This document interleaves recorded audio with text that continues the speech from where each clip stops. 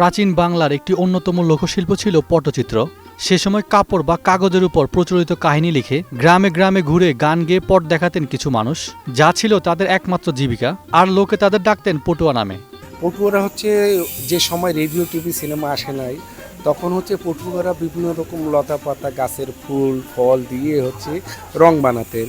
তারপরে হচ্ছে ওই নিজেরাই কাপড় বপন করতেন। তারপরে হচ্ছে স্কেচ করে পটেকে যখন কৃষকের নতুন ধান আসতো, এই ধানটাই হচ্ছে ওনারা কৃষকদের বাসায় যেয়ে এই পটটা গেয়ে দেখিয়ে ওনাদের আনন্দ দিতেন। কৃষক তখন খুশি হয়ে ধান দিত, কেউ চাল দিত, কেউ হচ্ছে একটা মিষ্টি কুমড়া দিত।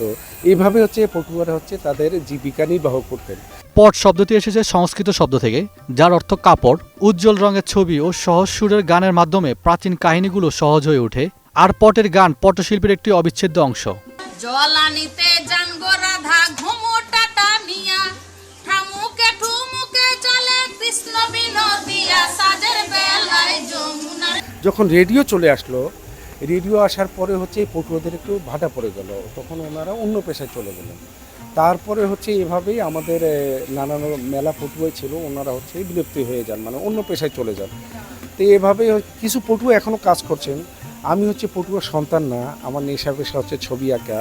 সেই জন্য আমি ভেবেছি যে আমি আমার জীবনটাকে গড়ব যে আমাদের দেশে যে পটচিত্র, আমাদের যে ঐতিহ্য, আমাদের শেখর, এটা নিয়েই আমি প্রায় 30 বছর ধরে চর্চা করছি। 2500 বছর ধরে এই উপমহাদেশের শিল্প জনজীবনের আনন্দের উৎস ও ধর্মীয় আচরণের অংশ হিসেবে ব্যবহার হয়ে আসছে। বাংলাদেশে পটচিত্রের মধ্যে গাজীর পট অন্যতম।